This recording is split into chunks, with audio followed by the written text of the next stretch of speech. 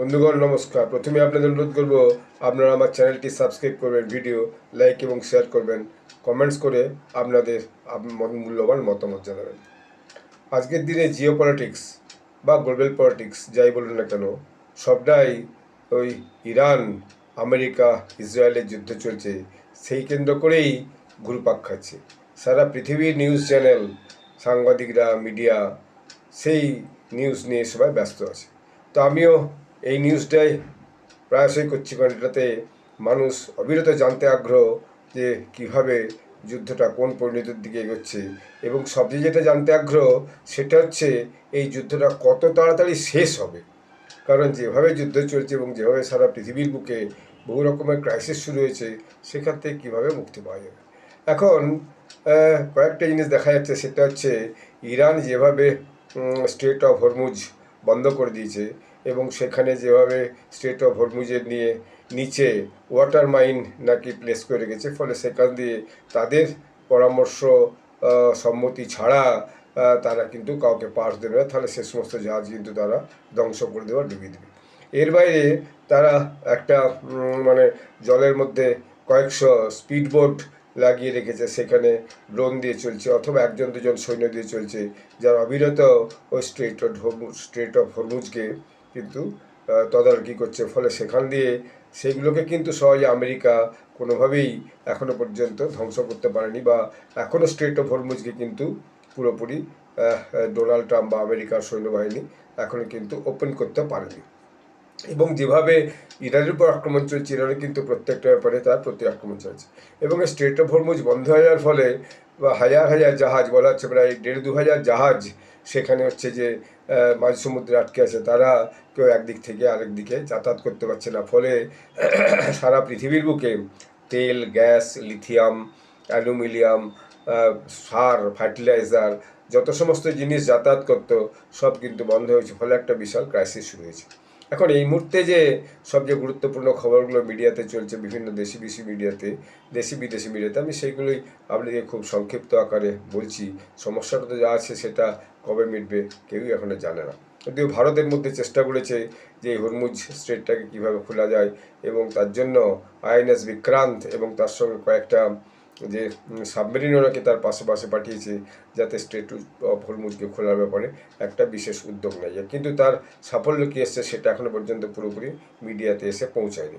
কিন্তু আজকে দেখা যাচ্ছে, যেটা আমি দেখলাম অনেকগুলো নিউজ, আমাদের ক্রাক্স নিউজ দেখাচ্ছে যে আমেরিকা ইরানের যে ইস্পাহানের যে নিউক্লিয়ার সাইট ছিল, সেই নিউক্লিয়ার সাইটে ব্যাপকভাবে B2 বোম্বার দিয়ে বর্ষণ করেছে, মানে বোমা ফেলেছে।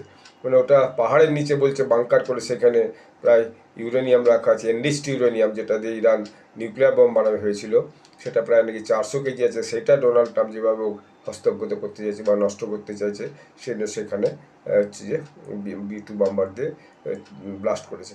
সেখানে একটা ভয়ানক হচ্ছে যে একটা আগুনের গোলা সেখানে উড়ে যাচ্ছে, তার ছবি এসেছে এবং ভিডিও এসেছে, এবং সেই ভিডিও ডোনাল্ড ট্রাম্প নিজেও তার যে সোশ্যাল সাইট আছে, সেই সোশ্যাল সাইটে তিনি আবার শেয়ারও করেছেন।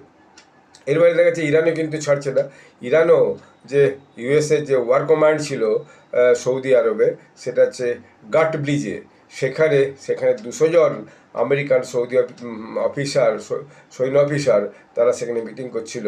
ইরান সেখানে, যেখানে মিটিংয়ের কমান্ড সেন্টার ছিল, সেইখানে কিন্তু মিসাইল দিয়ে হামলা করেছে। ফলে সেখানে অনেক ক্ষতি হয়েছে। কোনো মিডিয়াতে তো চালাচ্ছে যে 200 জন আমেরিকান সৈনিক নিয়ে মারা গেছে, কিন্তু আবার অন্য একটা মিডিয়া বলছে না, সেখানে আংশিক ক্ষয়ক্ষতি হয়েছে। ঠিক কতজন মারা গেছে আমেরিকান সৈনিক, সেটা কিন্তু পরিষ্কার করে এখন পুরোপুরি বোঝা যায়নি। আবার ইরান দেখা যাচ্ছে সাইমালটেনিয়াসলি যে তার মিসাইল ক্লাস্টার বম আছে, সেই ক্লাস্টার বম দিয়ে যে হাইফা পোর্ট ইসরায়েলের, এবং হাইফা পোর্টে আক্রমণ করেছে, এবং হাইফা যে অয়েল রিফাইনারি ছিল, সেই অয়েল রিফাইনারিতে হিট করেছে, এবং সেখানে সেই অয়েল রিফাইনারির অনেকটা অংশ কিন্তু ধ্বংস হয়েছে। এবং এই হাইফা পোর্টে কিন্তু আমাদের ভারতের থেকে যে আদানি রিফাইনারি গ্রুপ আছে, তাদের একটা মস্ত বড় ইনভেস্টমেন্ট আছে ওখানে। তো সেই অয়েল রিফাইনারি কিনা, সেটা এখনো পর্যন্ত কোনো রিপোর্ট আসেনি বা পরিষ্কার করে দেখতে পাইনি। তো যাই হোক, এতে ইসরায়েলে কিন্তু হাইফা পোর্টে ব্যাপক কিন্তু ক্ষতি হয়েছে। আবার ইসরায়েলও কিন্তু ইরানের উপরে ব্যাপক বোমবার্ডমেন্ট করেছে।